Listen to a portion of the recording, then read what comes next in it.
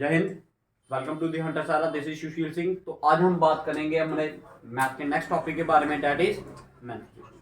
ठीक है, तो बात करते हैं मेंस्ट्रुएशन की। तो इसमें दो टाइप की फिगर्स आती हैं। One is 2D figure, other is 3D figure. एक होती है 2D फिगर्स और दूसरी हमारी कौन सी होती है? 3D figure. ठीक है, 2D फिगर्स की अगर एग्जांपल दूं तो इसमें क्या क्या आएगा आपका? फर्स्ट, अभी जो एग्जांपल दिया आपको थोड़ी सी पहले, सर्कल और रेक्टेंगल, जितने में हमारे टाइप्स ऑफ क्वाड्रिलेटर है ना, पॉलीगन्स लगा लो आप। क्या? पॉलीगन्स। अभी बताऊंगा पॉलीगन क्या होता है। पॉलीगन में आपका क्वाड्रिलेटर आ जाएगा, रेक्टेंगल आ जाएगा, पेंटागन, हेक्सागन, ये सारी की सारी फिगर्स हमारी किस में आती हैं? पॉलीगन में आती है। ये सारी की सारी हमारी किस में आती हैं? ये जो फिगर्स हैं ये सारी की सारी क्या है? 2D फिगर्स हैं। क्या है? 2D figures. अब बात करते हैं भाई 2D फिगर और 3D फिगर में क्या डिफरेंस होता है। ठीक है, बट 2D फिगर होती क्या है और 3D फिगर क्या होती है भाई? अब बात करूं भाई 2D फिगर।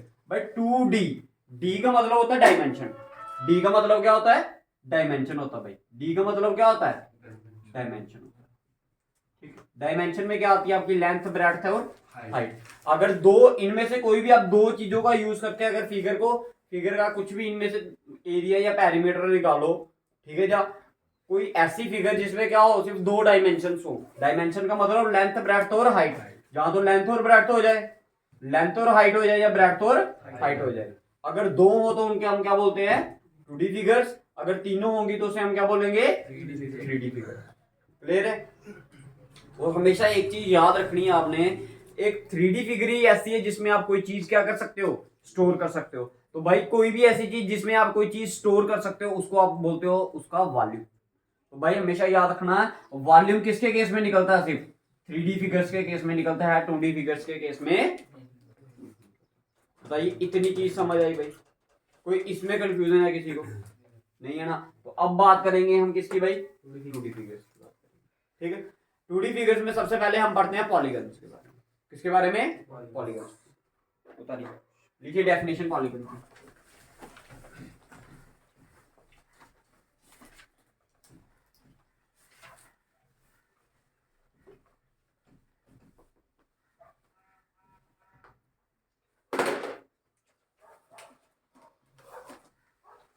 देखिए पॉलीगन की डेफिनेशन देखो, a figure having more than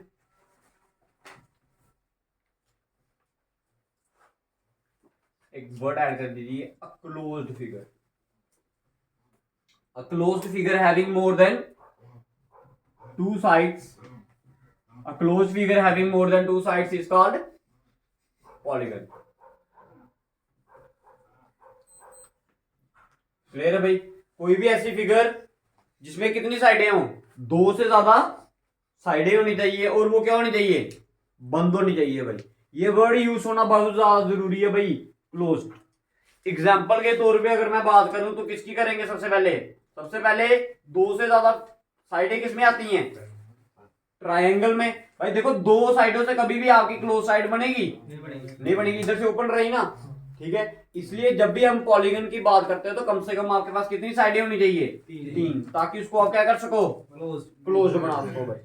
समझ आया? तो ट्रायंगल क्या होता है? पॉलीगन होता है। ट्रायंगल की डेफिनेशन क्या बोल सकते हो आप?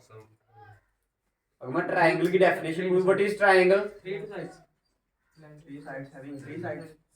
A polygon having three sides. भाई बच्चे क्या बोलते हैं? A figure having three sides is called. तो क्या ये डेफिनेशन सही है? क्यों सही है? मैंने बोला a figure having three sides is called triangle. बताइए डेफिनेशन सही है या गलत है? क्यों? भाई एक वर्ड नहीं यूज किया आपने, क्या? क्लोज। कहता है इस डेफिनेशन का मतलब है a figure having three sides. कोई भी ऐसी फिगर जिसमें कितनी साइडें हैं? तीन। तो मैं अगर कोई ऐसी तीन साइडों वाली फिगर बना दूं मगर वो ट्रायंगल नहीं होगी। देखो, एक, दो और ये लो, तीन। एक साइड ये, दूसरी साइड ये, और ये तीसरी। क्या ये ट्रायंगल है? समझ आया इस वर्ड लगाने का मतलब क्या होता है?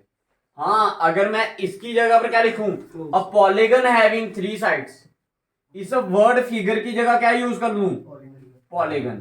तो a polygon having 3 side is called triangle. तो बताओ ये सही होगा या गलत होगा? सही होगा, क्योंकि पॉलीगन जो वर्ड यूज होता है ना वो हमेशा क्लोज्ड के लिए होता है। क्लियर है भाई? दोनों में फर्क पता चला अभी तक आपको? ठीक है, लगे पता भाई क्या मतलब है इनका? ठीक है, तो ट्रायंगल क्या है? एक ऐसी फिगर जिसमें क्या हो, तीनों की तीनों साइडें क्या होनी, 3 साइडें होती है एक फिगर में, और होनी क्या चाहिए, वो क्लोज। 3 साइडें होंगी तो कितने एंगल होंगे? 3 ही इसके क्या होंगे, एंगल होंगे। ठीक है, क्लियर है भाई? पहली वाली फिगर क्लियर है भाई? अब हम इसके पेरीमीटर की बात भी कर लेंगे इसमें, और उसके एरिया की बात भी कर लेंगे। ठीक है, आज इसके सिर्फ कंसेप्ट पढ़ाऊंगा आपको मैं। ठीक है, क्वेश्चंस करेंगे कल करेंगे या थोड़ी बाद में करते हैं। ठीक है, समझ आ गया भाई? ट्रायंगल की डेफिनेशन समझ आई? अब लिखिए भाई टाइप्स ऑफ ट्रायंगल।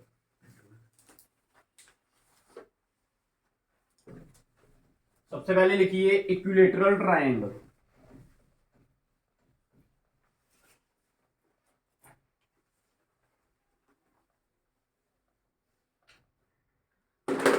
भाई देखो, मेरी बात ध्यान से समझना एक चीज सारे बच्चे।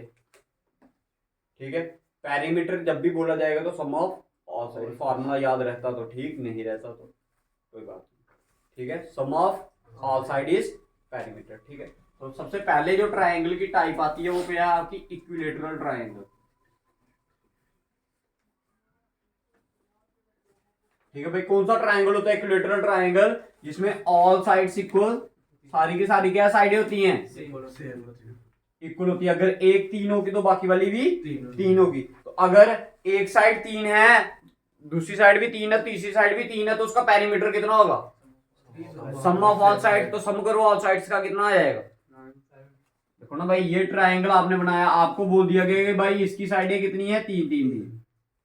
ठीक है, वो ऐसा नहीं बोलता कि इसकी सारी साइडें 3 है, बोलता है एक इक्विलेटरल ट्रायंगल है जिसमें उसकी साइड कितनी है, 3। तो अब आपके दिमाग में खुद आना चाहिए कि भाई अगर इक्विलेटरल ट्रायंगल है तो उसकी सारी साइडें क्या होंगी, बराबर होंगी। तो अगर एक 3 तो बाकी वाली भी 3 3 3 6 3 9, तो पेरीमीटर कितना आ गया? 9 आ गया। बताओ कोई कंफ्यूजन है इधर तक? ठीक है सभी को? सारे के सारे एंगल भी क्या होते हैं इसमें? ऑल एंगल्स आर सेम, या फिर आप इक्वल बोल सकते हो। क्लियर? और इसका हर एक एंगल, ईच एंगल कितना होता है भाई? हर एक एंगल भाई, ये शॉर्ट फॉर्म एंगल की। ठीक है, ऐसे करके लाइन लगानी है और इधर क्या लगा देना, डी। तो this is a short form for angle. और हर एक एंगल कितना होता है भाई? 14/60। अब कैसा हुआ देखो भाई, अब आपने एक चीज और याद रखनी है भाई, sum of angle of triangle कितना होता है? Sum of angle of triangle is 180 degree. कहने का मतलब क्या हुआ भाई? कहने का मतलब क्या है कि इस एंगल को प्लस करो, इस एंगल को प्लस करो और इस एंगल को, तीनों एंगलों को अगर प्लस करोगे तो हमेशा ट्राइंगल का जो सम है वो कितना होना चाहिए? 180 डिग्री होना चाहिए, ना कम ना ज्यादा। अगर 180 नहीं हुआ तो वो ट्राइंगल आपका क्लोज्ड होगा ही नहीं, ट्राइंगल बनेगा ही नहीं। समझ आ रही है मेरी बात सभी को? भाई अगर ट्राइंगल बनाना है तो उसके सारे एंगल क्या होने चाहिए भाई? इक्विलेटरल ट्राइंगल के हर एक एंगल क्या होना चाहिए? इक्वल। अब आपको पता हर एक एंगल क्या होना चाहिए? इक्वल। अब आपको पता है कि 3 एंगल है और ट्राइंगल का सम कितना है? देखो कंसेप्ट भी बताते जा रहा हूँ आपको साथ साथ में कि इसका 60 कैसे है। अब आपको पता ट्राइंगल का सम कितना है? कितने एंगल होते हैं ट्राइंगल में? 3। तो डिवाइडेड बाय, अब आपको पता हर एक एंगल क्या होना चाहिए? बराबर, इसलिए डिवाइड बाय 3 किया मैंने। 3 एक का, ये कितने का? 60 का। तो इसलिए इसका हर एक एंगल कितना आया? क्लियर है? अच्छा, इसका एरिया का फार्मूला लिखिए भाई। Area of triangle, area of equilateral triangle.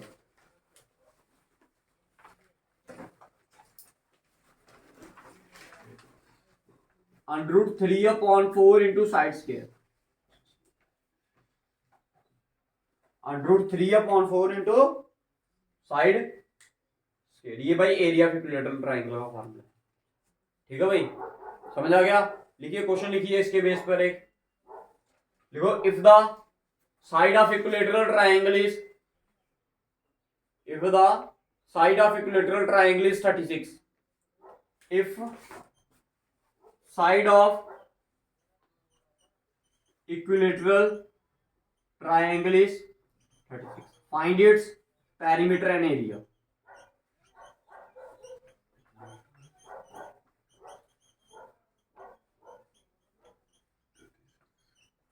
Perimeter भी निकालना और एरिया भी निकालना, निकालिए।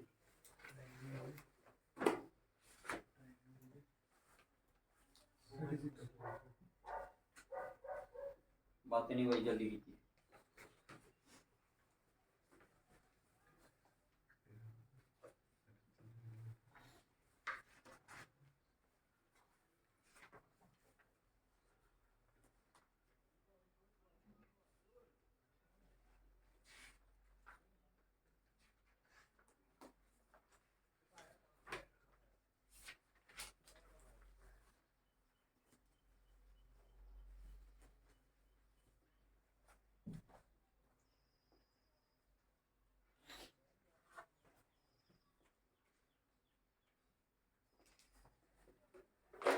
लिखिए भाई।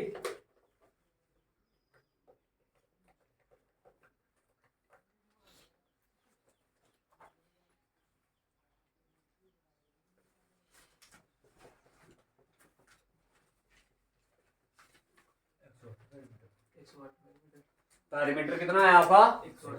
108। ठीक है भाई, देखो साइडें कितनी थी? 36 36 और हर एक साइड कितनी है? 36। तो भाई 36 प्लस 36 करोगे तो कितना आएगा? 72।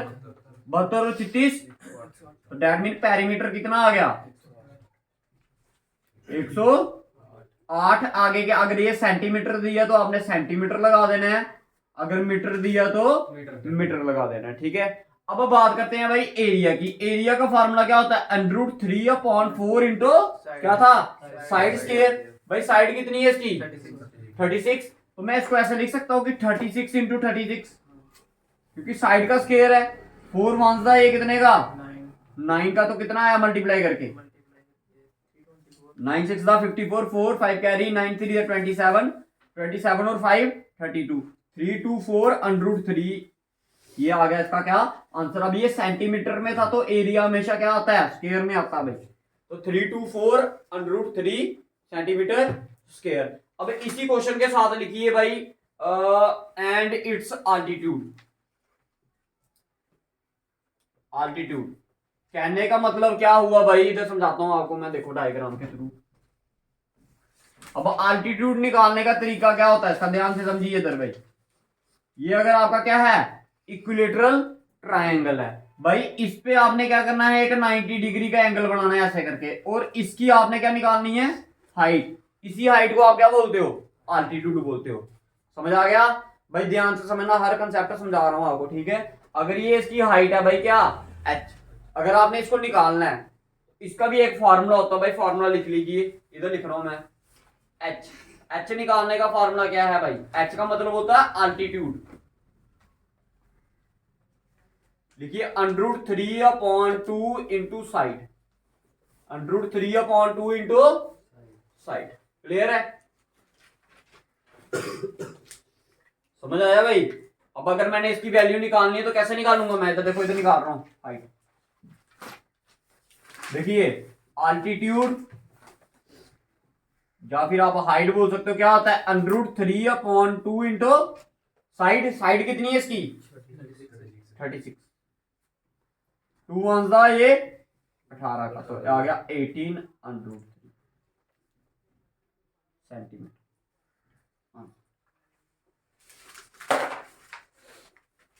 बताइए भाई राइट एंगल ट्रायंगल के बारे में। भाई देखिए इक्विलेटरल ट्रायंगल के बारे में पता चल गया सबको कुछ? किसी को कोई दिक्कत है इसमें तो बताइए। ठीक है, मैं एक क्वेश्चन देता हूं आपको।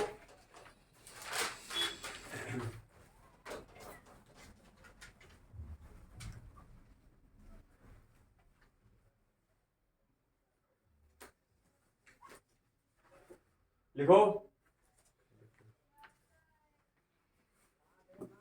लिखो क्वेश्चन, मिटा दो ऊपर वाला, मिटा दो। लिखो if the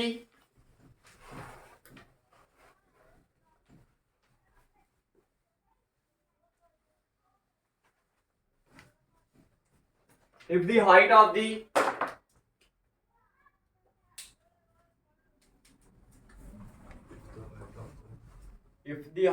equilateral triangle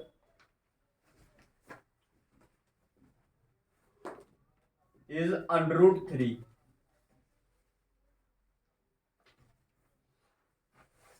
centimeter, find its area।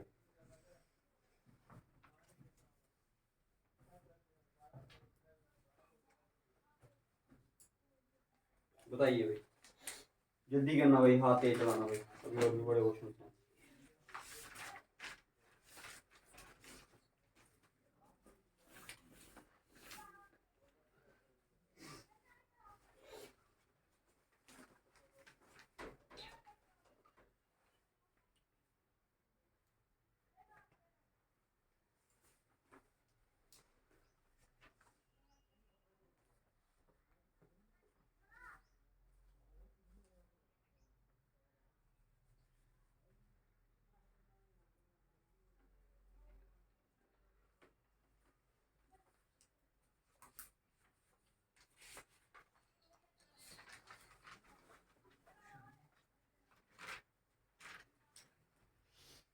क्या आया भाई?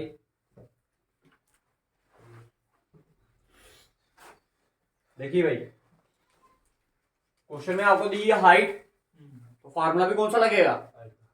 पहले देखो, आपको निकालने के लिए बोला है एरिया। अब आपको पता है एरिया ऑफ इक्विलेटरल ट्रायंगल होता है √3/2 इंटू √3/4 इंटू साइड स्क्वायर। क्या आपको साइड दी गई है क्वेश्चन में? नहीं दी है। अब जो चीज आपको दी है, आप सोचो क्या उसका कोई ऐसा फार्मूला है जिससे आप उसकी साइड निकाल सकते हो? देखिए फार्मूला क्या था, हाइट इज इक्वल्स टू क्या, √3/2 इंटू साइड। तो डेट मीन इसकी वैल्यू आपको दी है, इसकी वैल्यू आप इधर से क्या कर सकते हो, निकाल सकते हो। तो भाई मैंने फार्मूला लगाया h इज इक्वल्स टू क्या, √3/2 इंटू साइड।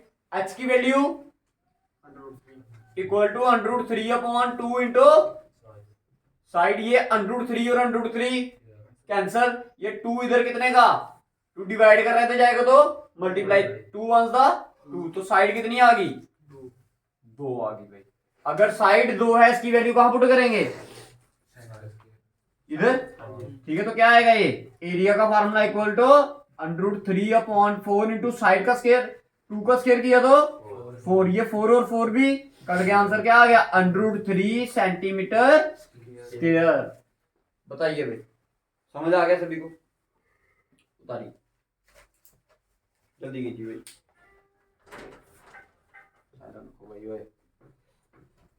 समझ आ गया? ये तो हो गया आपका पहला वाला ट्रायंगल, इक्विलेटरल ट्रायंगल। अब बात करेंगे हम किसकी, आइसोसेलेस ट्रायंगल।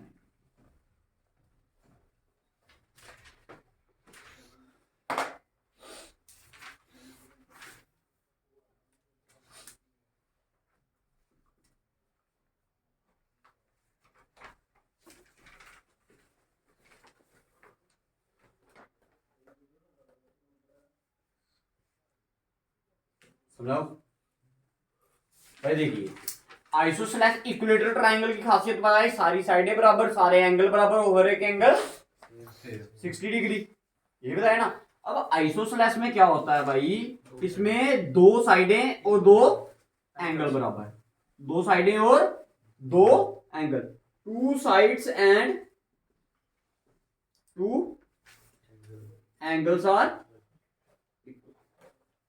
अब भाई बात करते हैं कि 2 साइडें अगर मैं मान लू, ये वाली साइड किसके बराबर है, इस वाली साइड के। भाई ध्यान से समझना, ये चीज, ये वाली साइड किसके बराबर है, इस वाली चीज के बराबर है। बट एंगल कौन से बराबर लूंगा मैं,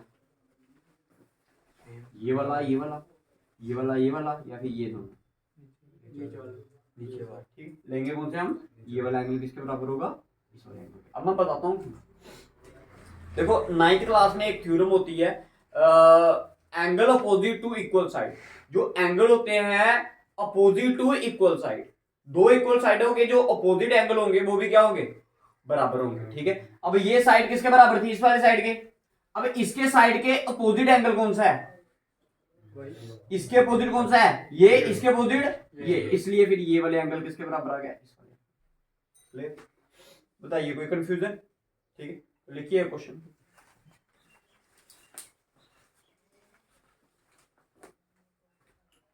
देखो, इफ वन, क्वेश्चन लिखिए, if one unequal angle of isosceles triangle is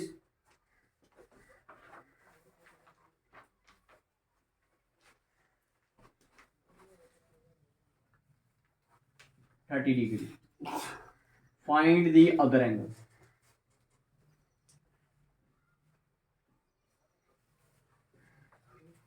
कहता है अगर एक अनइक्वल एंगल किसी आइसोसेलेस ट्राइंगल का क्या है, कितना है, कितना बोला मैंने? 30 डिग्री है। Find the other angle. आपने क्या करना है? अदर एंगल निकालना है भाई। निकाली।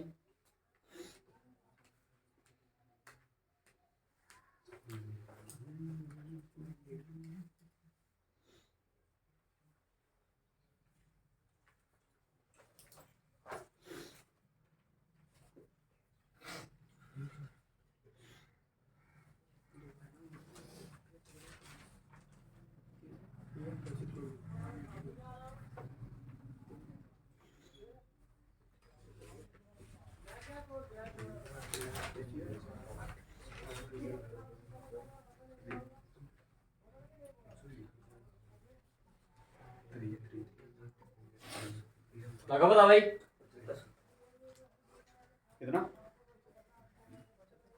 75, 130। देखो कैसे भाई, उसने बोला, अब आपको पता आइसोसेलेस ट्राइंगल की बात की है तो दो एंगल क्या होंगे इसके? बराबर होंगे। ठीक है, और इधर जो क्वेश्चन में दिया गया वो कौन सा दिया गया आपको? अनइक्वल। दैट मीन ये वाला एंगल मैं कौन सा मान लूं? 30 डिग्री मान लूं। कितना मान लूं? 30। इसका और इसका सम किसके बराबर? बताया ना अभी आपको कि sum of angle of triangle is 180 degree. अगर ये 30 है, 180 में से 30 निकाल दिया तो कितना रहेगा? 150। अब भाई जो ये 150 है, ये दो इक्वल पार्ट में डिवाइड होगा, क्योंकि जितना ये होगा उतना ही क्या होगा? अब बाकी 150 को दो इक्वल पार्ट में डिवाइड करना, तो बताओ 150 को आधा कितना होगा? 75। अगर ये भी 75 कर दूं और ये भी कितना कर दूं? 75, 75, 150, 150 और 30, 180। दैट मीन जो आपके अदर एंगल होंगे वो कितने होंगे? 75। बताइए कोई कंफ्यूजन? बताइए, समझ आ गया? अब यही क्वेश्चन आपको मैं किसके लिए दूं? इस अनइक्वल की जगह मैं क्या लिख दूं? इक्वल। तो बताइए आंसर क्या होगा? कितना होगा? कैसे? देखो, इक्वल एंगल कौन सा दिया मैंने? 30, 30 और 30 60।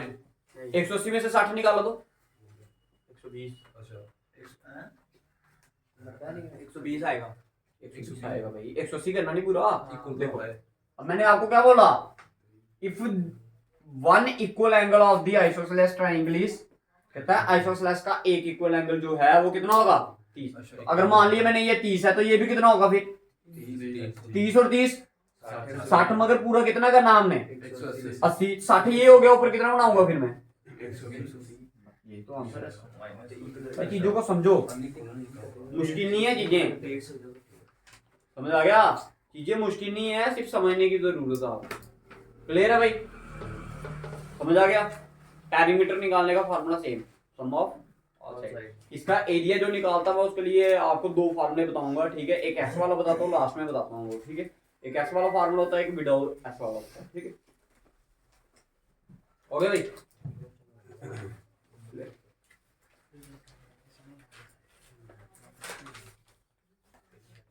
लिखिए लास्ट वाला ट्राइंगल, लिखिए scalene triangle, SCALENE, scalene triangle.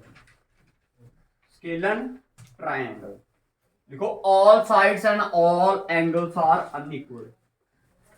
इसकी सारी की सारी साइडें भी क्या होती हैं? अनइक्वल होती है, और सारे के सारे एंगल भी क्या होंगे?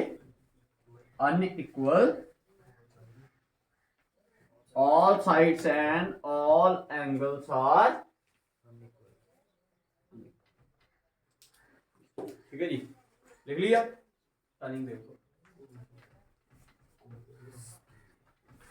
All sides and angles are unequal. भाई सारी की सारी साइडें और सारे सारे एंगल क्या होंगे आपके बराबर, ठीक। अब आपको मैं बताने जाऊंगा भाई एरिया ऑफ ट्राइंगल का फार्मूला, ठीक है। एक फार्मूला इक्विलेटरल का बताया मैंने आपको, अब मैं जो फार्मूला बताऊंगा वो किसका बताऊंगा आपको, एरिया ऑफ ट्राइंगल। अब वो फार्मूला कब लगाना है आपने और जो दूसरा वाला फार्मूला दूंगा वो कब लगाना है, दोनों आपको बता देते हैं। ठीक है, देखिए देखिए एरिया ऑफ ट्राइंगल, ये आप बड़े देर से पढ़ते आए हो भाई ट्राइंगल का formula. Area of triangle equal to 1/2 base into height, या फिर क्या बोल सकते हो आल्टीट्यूड। क्लियर। अब भाई एक फार्मूला ये होता है, अब मैं दूसरा वाला भी लिखवाता हूँ। Area of triangle equal to under root s minus A, S minus B और एस माइनस सी। ठीक है जी, क्लियर है, ठीक है। अब ये वाला फार्मूला कब लगेगा और ये वाला, एस का मतलब होता है सेमी पेरीमीटर। भाई पेरीमीटर का फार्मूला क्या होता है, sum of all side. Semi का मतलब होता है आधा। तो भाई अगर मैं ये लिखूं a प्लस बी प्लस सी, ये क्या हो गया भाई, अगर ये ट्राइंगल आपका, ये क्या है आपका ट्राइंगल, इसकी साइड ए है, इसकी साइड बी है, इसकी साइड सी है, तो ए बी सी क्या हो जाएगा, क्या होगा पेरीमीटर। ए बी और सी को ऐड किया तो क्या है ए बी सी, तीनों साइडें को प्लस करेंगे तो क्या आएगा पेरीमीटर। बट मेरे को पेरीमीटर नहीं चाहिए, मेरे को क्या चाहिए सेमी पेरीमीटर। सेमी का मतलब आधा, तो divided by 2, this is your semi perimeter. अब ये वाला फार्मूला कब लगाना और ये वाला फार्मूला कब लगाना, दोनों में ध्यान रखना भाई। ये फार्मूला तब लगता है जब आपको आल्टीट्यूड ना दिया हो। ये वाला फार्मूला कब लगता है, जब आल्टीट्यूड 90 डिग्री के एंगल ट्रायंगल में नहीं बन रहा, उसकी हाइट ना दी हो। ये वाला फार्मूला तब बनने लगेगा भाई अगर ट्रायंगल में क्या दिया आपको 90 डिग्री दिया, यहाँ ये वाला ट्रायंगल दे दिया आपको, इसकी ये और ये साइड, ठीक है। जब भी आपको 90 डिग्री की बात की गई होगी, आल्टीट्यूड या हाइट दी होगी, तब ये वाला फार्मूला, अदरवाइज ये वाला फार्मूला। क्लियर है, लिखिए भाई क्वेश्चन,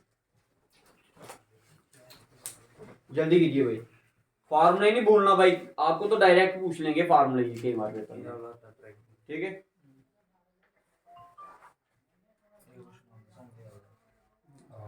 लिखो भाई, देखो if,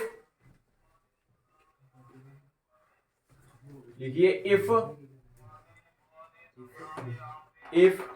the base of a triangle is, if the base of a triangle is 6 centimeter and height is 9 centimeter, find its area. If base is कितना बोला, base कितना बोला 6 centimeter and height is 9 centimeter, area बताइए कितना, formula इधर put करना है, ठीक है। बाकी बेस और अल्टीट्यूड को मल्टीप्लाई करना और इसको डिवाइड करना है 2 के साथ। भाई देखो 9 6 दा 54, 54 का आधा 27। अगर नहीं पता चलता तो भाई एरिया आ जाएगा 1/2 बेस इंटू हाइट, 2 1 का ये 3 का 3 इंटू 9 27 सेंटीमीटर। क्लियर है भाई, लिखिए नेक्स्ट क्वेश्चन, जल्दी कीजिए भाई जल्दी, छोटी फिगर्स खत्म करनी है आज। 1.5 घंटे की क्लास हो, 2 की हो, 2.5 की हो, वो आपके 4 की हो। देखिए भाई नेक्स्ट, जल्दी कीजिए जल्दी।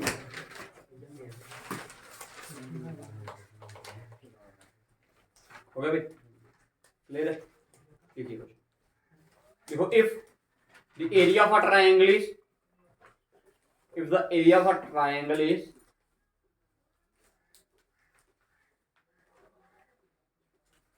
625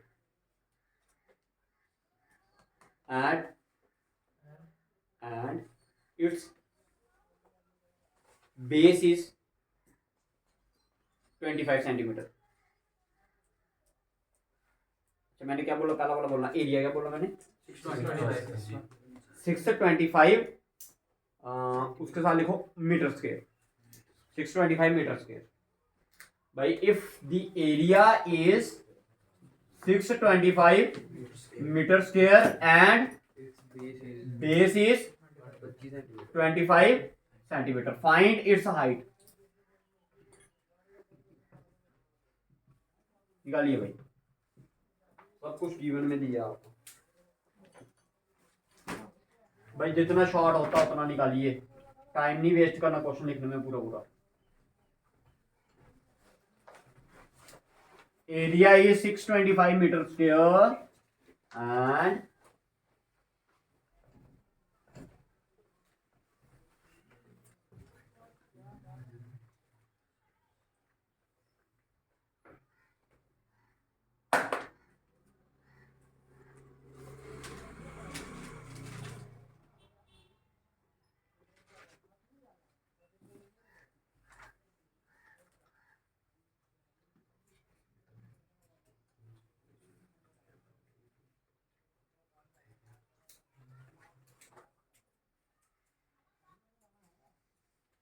एरिया दिया है 625 metre square, base this 25 centimetre, find its height.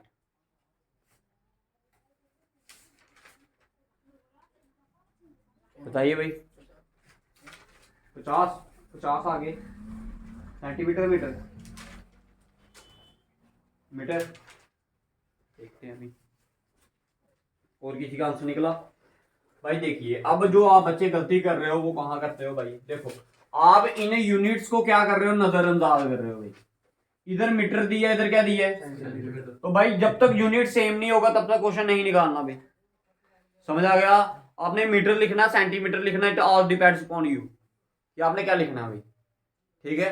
लेकिन भाई सबसे पहले आपने याद ये रखना है कि यूनिट्स क्या करना है, आपने चीज कौन सा करना है, ये वाला करें या ये वाला करें, मर्जी आपकी। ऑप्शंस पे डिपेंड करेगा कि पेपर में ऑप्शन किसमें दिए हैं आपको, सेंटीमीटर में दिए हैं या फिर मीटर में दिए हैं। मैं आपको समझा देता हूँ कि इसका पैटर्न क्या होता है। देखो फार्मूला तो आप सभी को पता है, क्या है, 1/2 base into height equal to क्या, एरिया। ये आ गया 1/2, बेस कितना है 25 centimetre, multiply by height, altitude कितना है, एरिया कितना है मीटर स्क्वायर। भाई देखो अगर इसको कन्वर्ट करूंगा, मीटर स्क्वायर है, क्या है ये मीटर स्क्वायर, तो मीटर स्क्वायर को क्या लिखना पड़ेगा, मीटर इंटू मीटर। भाई इस मीटर को भी सेंटीमीटर में कन्वर्ट करना पड़ेगा, इस मीटर को भी क्या करना पड़ेगा, सेंटीमीटर में कन्वर्ट करना पड़ेगा। अगर मैं इधर सेंटीमीटर को कन्वर्ट करता हूं तो मेरे को एक ही बार मीटर में कन्वर्ट करना पड़ेगा, समझ आ रहा है। तो मैं सेंटीमीटर को किस में कन्वर्ट कर देता हूं, मीटर में, आसानी हो जाएगी मेरे लिए। करे ये आ गया 1/2 क्लियर, मल्टीप्लाई बाय 25। भाई 1 सेंटीमीटर में कितने मीटर होते हैं,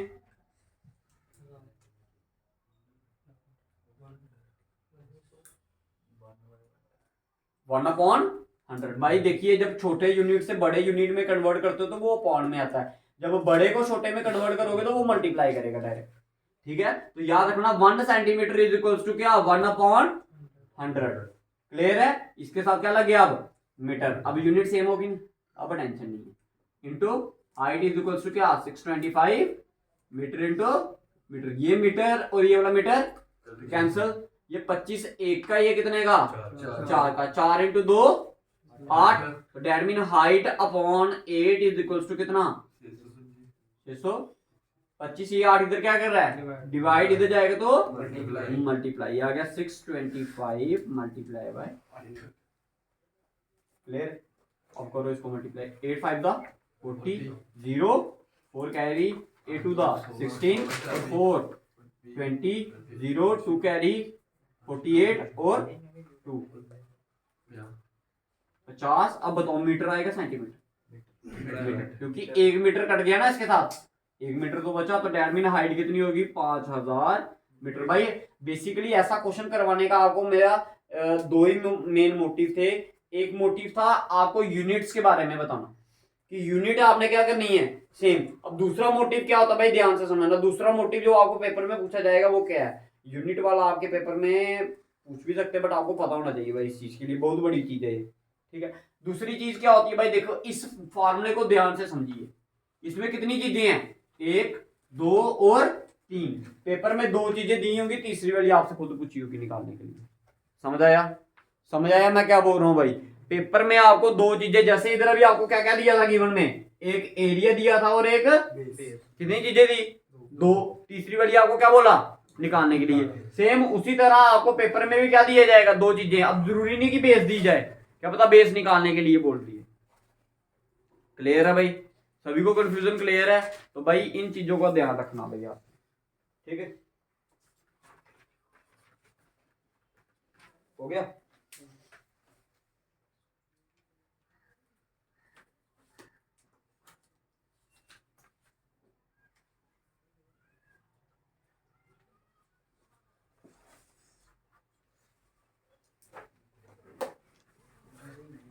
if the sides of a triangle are 16, 12 and 20, 16, 12 और 20, if the sides of a triangle are 16,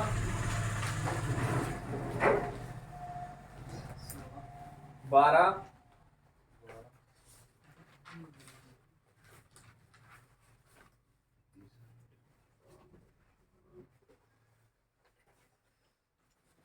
16, 12 और 20 सेंटीमीटर, फाइंड इट्स एरिया।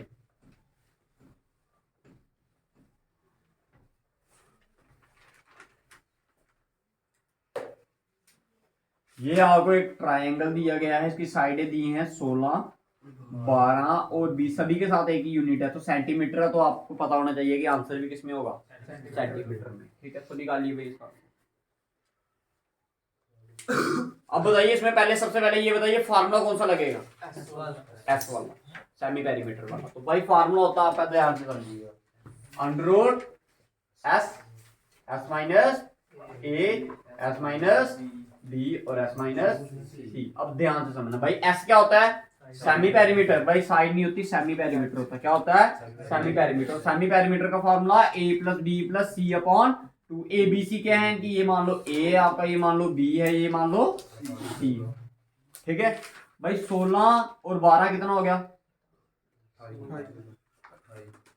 कितना, 28, 28 और 20 48, 48 का आधा करोगे तो कितना आएगा, तो दैट मीन एस की वैल्यू कितनी है, 24। अब ध्यान से समझिएगा भाई, इधर ये आ गया आपका अंडर रूट, ये आ गया 24, अंदर क्या आएगा 24 माइनस ए की वैल्यू क्या है 16, फिर 24 माइनस बी की वैल्यू 20 मानी आपने, ठीक है। 12 भी लिख सकते हो, कोई ऐसी बात नहीं है, ठीक है। 24 माइनस लास्ट वाला 12, क्योंकि पहले लिखो बाद में कोई फर्क नहीं पड़ता।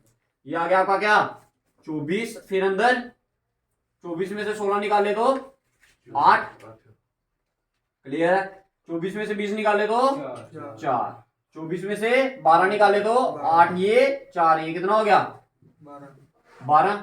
भाई अब आपका दिमाग किस तरह से चलना चाहिए कि इसको हमने प्राइम फैक्टर्स की फॉर्म में लिखना है। कैसे लिखना है, प्राइम फैक्टर की फॉर्म में। प्राइम नंबर पता ना कौन से होते हैं, कौन से होते हैं, जो सिर्फ अपने टेबल में आते हैं या फिर वन के टेबल में आते हैं। तो भाई 24 को बताओ कैसे लिख सकता हूं मैं, बस। या फिर आप ऐसा कर सकते हो, इनको किस तरह से तोड़ो पता, इनको उस तरह से तोड़ो कि ताकि आपके क्या बने, जोड़े बने। क्या बने, जोड़े। अब जोड़ा बनाने की देखो, इधर 8 है, इधर क्या है 4। दो मेथड बताऊंगा, दोनों से करवा देता हूं। देखो मैं 24 को ऐसे लिख सकता हूं, बताओ 8 इंटू 3, क्यों 8 इंटू 3 करेगा तो क्या आएगा, ठीक है। 8 इंटू 3 किया तो 24, एक 8 इधर ही है तो एक पेयर बन गया 8 8 का पेयर बन गया। अब ये 4 इधर का इधर ही रहा मैंने। अब 12 को क्या लिख सकता हूं मैं, 3 इंटू 4। अब बताओ कितने जोड़े बने, देखो जोड़े बनाने हैं हमने भाई। ये एक 8 का जोड़ा, ये एक भाई अलग अलग कर देते हैं, 4 का जोड़ा और ये 3 का। देखो नहीं 8 कितनी बार था, 2 बार, तो 8 का स्केयर लिख दिया। 4 कितनी बार है, 2 बार, इसको 4 का स्केयर, ये 3 का स्केयर, ये स्केयर रूट कट गया, ये स्केयर रूट कट गया, ये स्केयर रूट कट गया, पीछे रह गया 8 इंटू 4 इंटू 3, ठीक है। 8 इंटू 4 कितना आएगा 32, 32 इंटू 3, 3 टू 6, 3 9, 96 क्या आ गया 96। अब समझ लो भाई, इसको एक मेथड से ये बताया ना, अब दूसरे मेथड से समझ लेना भाई। बाद में ये नहीं बोलना कि किस मेथड से पेपर में करना हमने। देखो प्राइम फैक्टर की फॉर्म में कन्वर्ट कर रहा हूं मैं भाई। 24 को कैसे लिख सकता हूं मैं, एलसीएम लो साइड में 24 का, क्या आएगा 2, 12 आया, ऐसे करके देखो।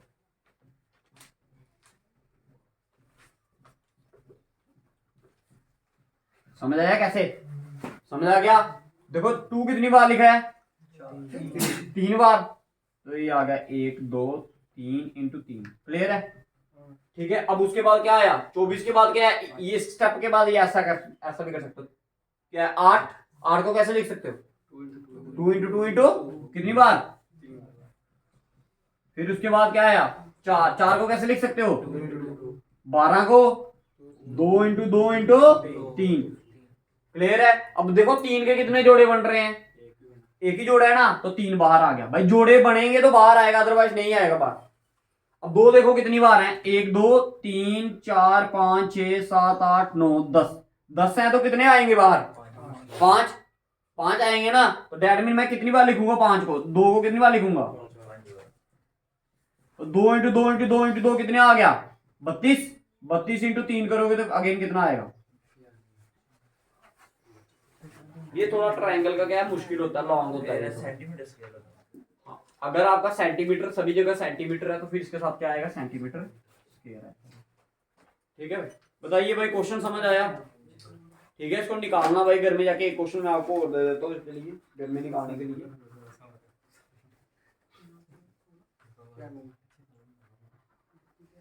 नेक्स्ट क्वेश्चन में आंसर लिखना आप 9 10 और 11 सेंटीमीटर हाइट साइड्स। ठीक है, 9 10 और 11 सेंटीमीटर ये साइडें नहीं है आपको। ठीक है, इसका सेमी पेरीमीटर निकाल के लाइए। सिर्फ सेमी पेरीमीटर।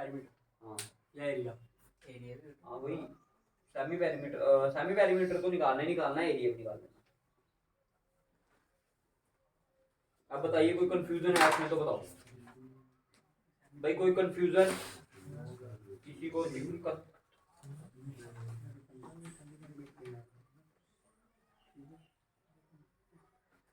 अच्छा, आपने ट्रिपलेट लिखने थे ना, लिखिए यार ट्रिपलेट में लिखो।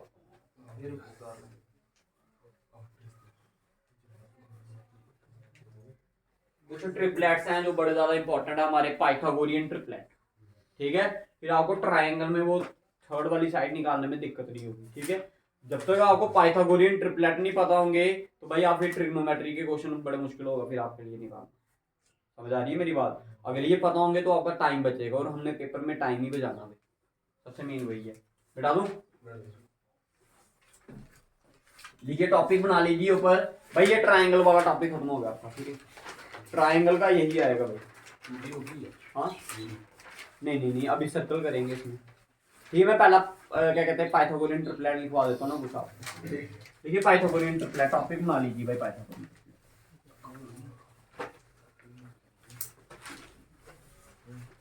लीजिए, पहला वाला 3 4 5। और हमेशा याद रखना जो सबसे बड़ी वाली साइड होती है वो हाइपोटेन्यूज होती है इसमें। भाई पाइथागोरियन ट्रिपलेट में जो सबसे बड़ी वाली साइड होगी वो कौन सी होगी? हमेशा हाइपोटेन्यूज।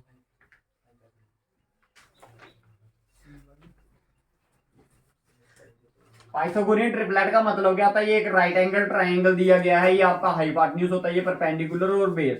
भाई परपेंडिकुलर और बेस आपस में क्या होते रहते हैं? इंटरचेंज होते रहते हैं। परपेंडिकुलर को बेस बोल सकते हो, बेस को परपेंडिकुलर बोल सकते हो, लेकिन हाइपोटेन्यूज हमेशा आपका क्या रहेगा?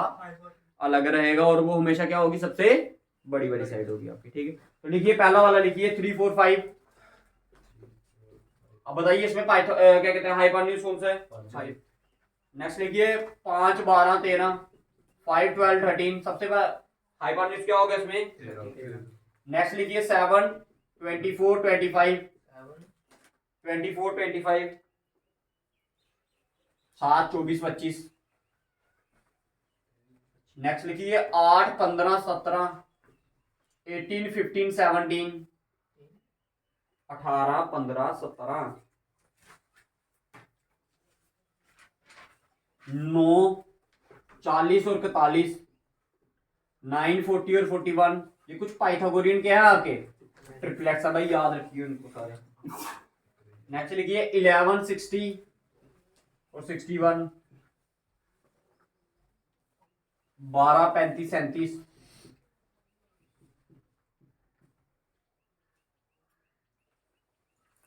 20 21 29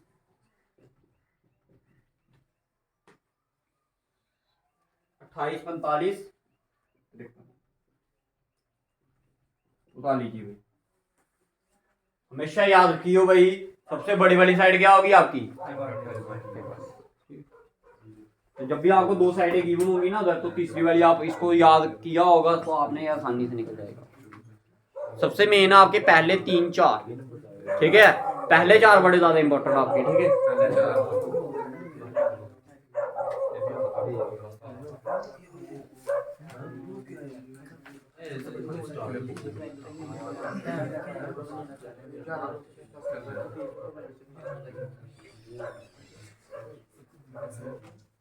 सबसे बड़ी वाली साइड होगी हाइपोटेन्यूज। देख लीजिए इधर परपेंडिकुलर कहाँ, बेस कहाँ और हाइपोटेन्यूज कहाँ। क्लियर है भाई? भाई किसी को दिक्कत इसमें तो बताइए। सब क्लियर है? करें next 2D figure, that is circle. तो लिखिए भाई क्या होता है सर्कल?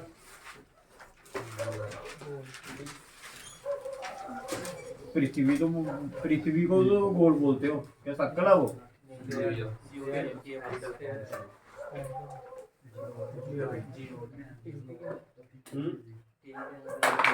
बताइए क्या होता है भाई? देखिए लिखिए, it is the locus of point. Circle की डेफिनेशन में locus of point having a fixed distance from a fixed point.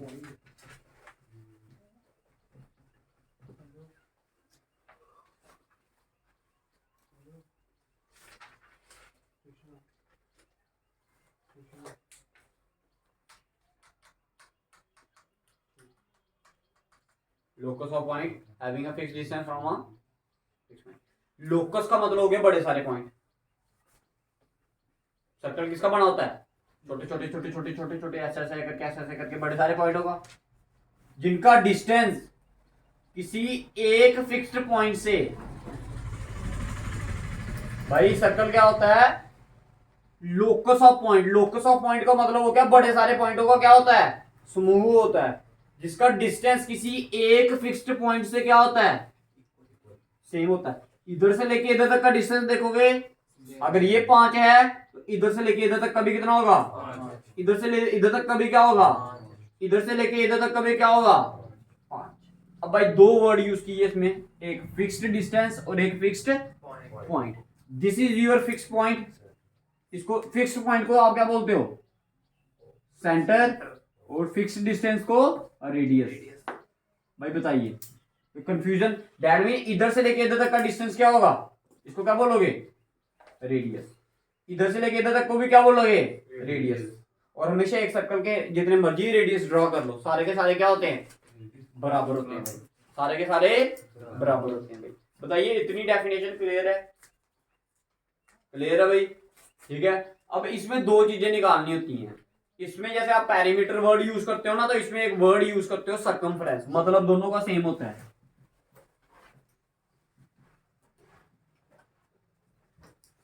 ठीक है, सर्कमफ्रेंस बोलूं या फिर क्या बोलूं? पैरीमीटर बोलूं, दोनों का मतलब क्या है? सेम है भाई। पैरीमीटर तो हो गया ना आउटर बाउंड्री, आउटर बाउंड्री का डिस्टेंस। तो इसकी आउटर बाउंड्री कौन सी होगी सर्कल की? ये बाहर वाली। तो भाई अगर मैं इसको, है क्या बेसिकली, अगर ये एक आपका पूरा सर्कल है, इसको मैं इधर से खोल दूं तो ये क्या बन जाएगा? एक सीधी चेन बन जाएगी ना। तो भाई सर्कल क्या है? एक बेसिकली एक क्या है? चेन है, जिसको हमने क्या किया है? कुछ इस तरह से बांधा है ताकि किसी एक फिक्स्ड पॉइंट से लेके अगर किसी भी हम उस पॉइंट तक जाएं सर्कल के, तो उसका डिस्टेंस क्या होगा? सेम होगा। तो सर्कमफ्रेंस ऑफ अ सर्कल का फार्मूला क्या होता है? 2 पाई आर। क्या होता है? 2 पाई आर। पाई की वैल्यू होती है भाई 22/7, या फिर आप इसको बोलते हो 3.14, डिपेंड अपॉन द कंडीशन की पेपर में आपने कौन सी यूज करनी है भाई। और पाई एक हमेशा इरेशनल नंबर है भाई, याद रखियो भाई। पाई क्या है? एक इरेशनल नंबर भाई, इरेशनल नंबर है ये। ठीक है भाई, समझ आ गया? ये चीजें समझ आई। अब इसमें एक चीज और समझा देता हूं आपको मैं। ठीक है, ये क्लियर है भाई? ठीक है। अब इसमें वर्ड्स जो टर्मिनोलॉजीज होती हैं सर्कल की, वो समझाता हूं भाई। देखो रेडियस समझ आ गया ना आपको? सेंटर से लेके सर्कल के उस पॉइंट तक का डिस्टेंस को आप क्या बोलते हो, रेडियस। ये मान लो इसका क्या है, सेंटर। अगर इधर से लेके दोनों पॉइंट सेंटर से कोई एक लाइन पास करी और सर्कल के दोनों पॉइंटों को टच करिए, that part is known as diameter. क्या होता है उसे? अब बताइए इधर से लेके इधर तक क्या है, इधर से लेके इधर तक क्या है भाई, इधर से लेके इधर तक क्या है, इधर से लेके इधर तक क्या है, रेडियस। ये भी आर ये भी आर, मगर अगर मैं पूरे की बात करूं तो क्या है, डायमीटर। दैट मीन दो बार रेडियस को ऐड किया जाए तो क्या आएगा, डायमीटर। तो r plus r, 2r is equals to क्या, डी। दैट मीन डायमीटर की वैल्यू क्या होती है, ट्वाइस ऑफ आर। अगर इधर से रेडियस की, अगर आपको पेपर में डायमीटर दिया उसका रेडियस निकालना तो डायमीटर का क्या कर दो, आधा कर दो भाई। अगर रेडियस दिया है डायमीटर बोला तो उसका डबल कर दो, अगर डायमीटर दिया उसका रेडियस निकालना तो उसका आधा। क्लियर है भाई, इधर तक क्लियर है, कोई कंफ्यूजन इधर तक तो है, बताओ। ठीक है, अब नेक्स्ट टर्मिनोलॉजी जो इसमें यूज होती है दैट इज कॉर्ड। क्या होती है, कॉर्ड। भाई कोई भी ऐसी लाइन सर्कल के अंदर जो सर्कल के दो पॉइंटों को टच करती है और बाहर नहीं निकलती, मैंने क्या बोला, सर्कल के दोनों पॉइंटों को टच करना चाहिए भाई और बाहर भी नहीं जाना चाहिए, तो that part is known as chord. उसको क्या बोलते हो, कॉर्ड। क्या बताइए, अब ये वाला पार्ट जो है आपका ये कॉर्ड है, नहीं है, क्योंकि ये सर्कल के एक ही पॉइंट को टच कर रही है, दूसरे पॉइंट को टच, बट ये है क्या, radius. That mean radius is not a cord. Clear है, ठीक है। अच्छा ये बताइए, है गुड। ये बताइए,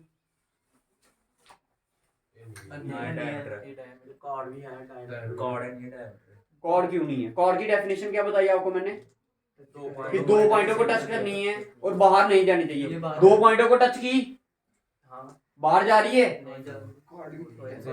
ये नहीं है यार। अब बताओ, ठीक है, अब है, दैट मीन है क्या ये, बेसिकली डायमीटर और कॉर्ड। तो एक याद रखना, एक लिख लीजिए, एक लाइन लिख लीजिए, लिखो diameter is the longest chord in the circle. एक नंबर में पेपर में पूछा जाता, 10th के पेपर में पूछा जाएगा ये, तो आपसे भी पूछा जाएगा। लिखिए diameter is the longest chord in a circle,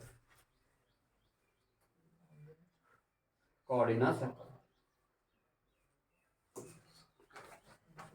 clear है भाई। और अब एक डेफिनेशन और बताता हूं आपको मैं, ये क्या है आपकी कॉर्ड है, क्या है ये, कॉर्ड है। इसको मिटा दूं, इधर है। अब देखो ये एक सर्कल है, ये सर्कलों के दो पॉइंटों को टच करके कहां भागी, बाहर। अगर बाहर भाग जाए दो पॉइंटों को टच करके तो सीकेंड, क्या बोलते हैं, सीकेंड। क्लियर है, कॉर्ड और सीकेंड में एक ही अंतर, वो अंदर ये बाहर। क्लियर। नेक्स्ट डेफिनेशन इसमें जो है वो किसकी, आपकी टेंजेंट। किसकी, अब टेंजेंट क्या होती है भाई, सर्कल के किसी एक पॉइंट को टच कर कर बाहर भाग जाए, और होती भी वो खुद कहाँ है, बाहर ही होती है, अंदर नहीं आती वो। जैसे ये मैं लाइन बता रहा हूं, ये सर्कल के किसी एक पॉइंट को टच करके कहां भागी, बाहर ही भागी, अंदर नहीं आई सर्कल के, तो that part is known as tangent. Clear है भाई। अब बताओ, कंफ्यूजन है अगर तक तो बताइए। अच्छा एरिया ऑफ सर्कल का फार्मूला भी लिख लीजिए भाई, area of circle is pi r square. ठीक है,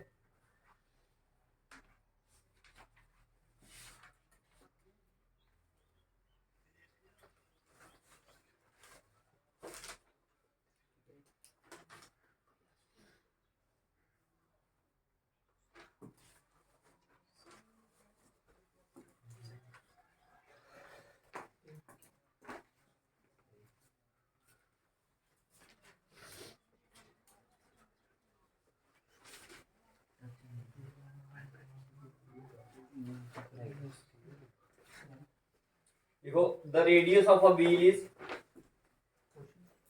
35 centimetre. The radius of a wheel, पहिया पहिया पहिया wheel, the radius of a wheel is 35 centimetre. Find its circumference and it's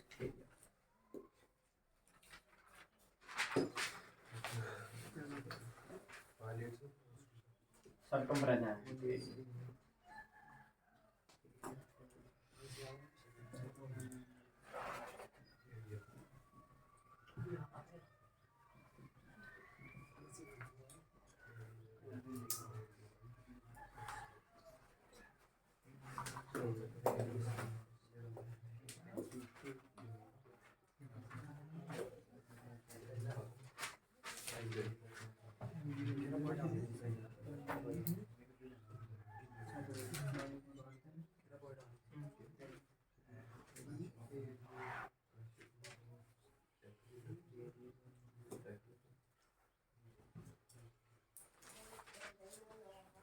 निकालो आंसर, फार्मूले में करो वैल्यू पुट उसकी।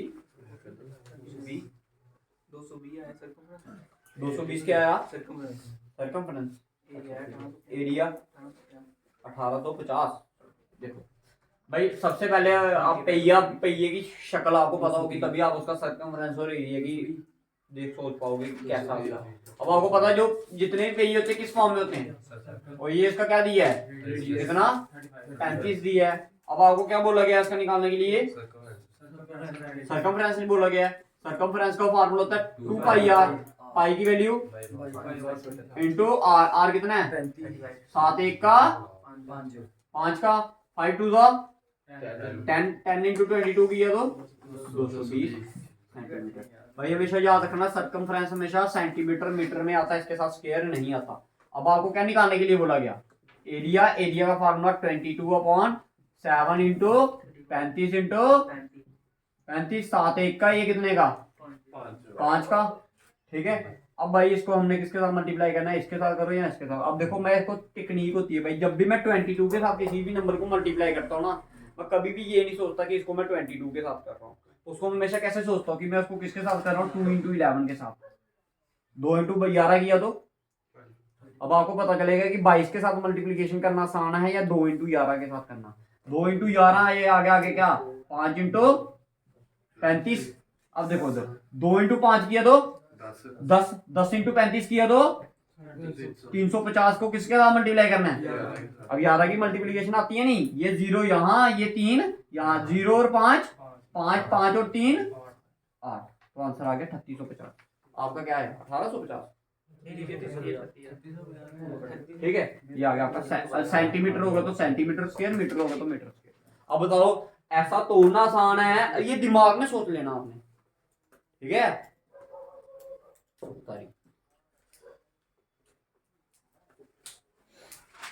नेक्स्ट क्वेश्चन लिखिए।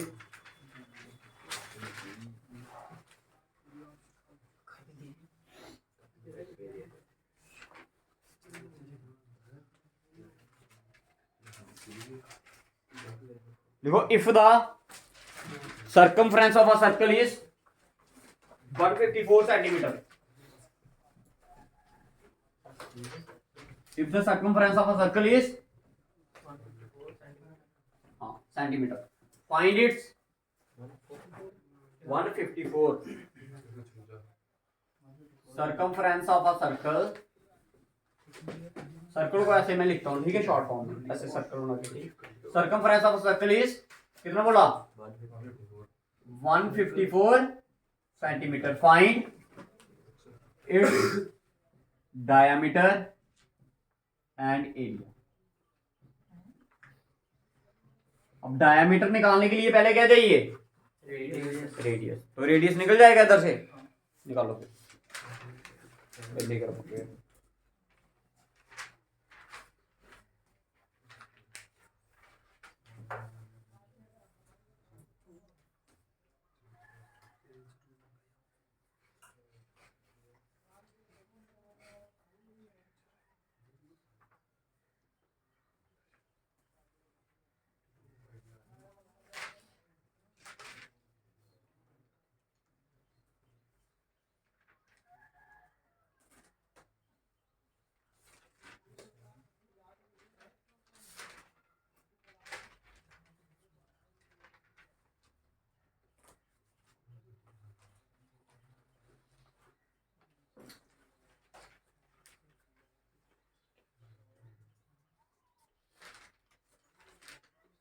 बताइए भाई क्या है आंसर, रेडियस बताइए कितना आया 20।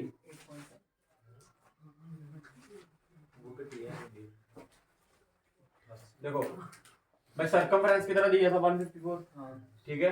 दैट मीन आपका circumference is equals to 154। Circumference का फार्मूला 2 इंटू पाई, पाई की value 22/7 into r is equals to कितना 154, ठीक है, क्लियर है। इधर से आर की वैल्यू आ गई 154 इंटू 7/2 इंटू 22, 2 1 का, ये कितने का 7 का, 14 कितने का 224। सर ये 2 1 का आ गया, 15 कितने का आएगा 7 का, 1 14 14 कितने का 7 का। दोनों किसके टेबल में आ रहे हैं 11 के टेबल में, ये 11 के टेबल में, 2 का ये 11 के टेबल में, 7 इंटू 7 49 अपॉन 2। देखो आप इसको डिवाइड करके भी लिख सकते हो, डेट इज 8.5 28 या 24 24.5। क्लियर है? तक ऐसा लिखना चाहो तो ऐसा भी लिख सकते हो, ठीक है। अब हमें क्या चाहिए था, निकालना क्या था, डायमीटर। डायमीटर का फॉर्मूला होता है रेडियस अपॉन रेडियस स्क्वायर। हाँ, रेडियस का स्क्वायर। रेडियस का स्क्वायर नहीं, 2 इंटू आर। भाई स्क्वायर देखो, मैं दोनों में मतलब बता दूं। देखो 2r का मतलब होता है ये, और रेडियस का स्क्वायर का मतलब होता है ये, दोनों में फर्क होता है, ठीक है। 2 के केस में आपको फर्क ये कम दिखेगा, लेकिन अगर मैं 3 के साथ निकालूं, देखो r की वैल्यू अगर मैं 3 रखूं तो ये आएगा 2 इंटू 3 डेट इज 6। अगर इधर r की वैल्यू क्या रखूं, मैं 2 रखूं तो ये क्या आएगा 2 का स्क्वायर 4। दोनों में फर्क पता चला, उधर 6 आता है इधर 4 आता है, ठीक है। अब आपको क्या निकालना है, डायमीटर। डायमीटर का फार्मूला 2r, ये आ गया 2 इंटू आर की वैल्यू 49 अपॉन 2, ये 2 और 2 कट गया तो 49 क्या आ गया आपका, डायमीटर आ गया। अब एरिया निकालना, एरिया खुद निकाल सकते हो। अब ये वाला फार्मूला यूज करना, area is equal to pi r square, तो इसका निकालना, ठीक है। समझ आ गया, क्लियर है? ठीक है भाई, सर्कल के क्वेश्चन कुछ इस तरह से आएंगे आपको, ठीक है। या तो आपको एरिया पूछ लिया होगा, ठीक है। अब नेक्स्ट एक क्वेश्चन लिखिए, अब इधर सर्कमफ्रेंस ऑफ अ सर्कल की जगह लिख लीजिए area of a circle is 154। ये वाला क्वेश्चन हर बार आता है पेपर में, ठीक है, तभी बार बार का। If the area of a circle is 154 centimetre, find its diameter. Find its diameter, ये क्वेश्चन निकालिए, घर से निकाल कर आना है, ठीक है। अब आपकी एक फिगर आएगी 2D वाली, दैट इज क्वाड्रिलेटरल, ठीक है। अब कौन सी फिगर आएगी आपकी, टाइम क्या हुआ, ज्यादा बची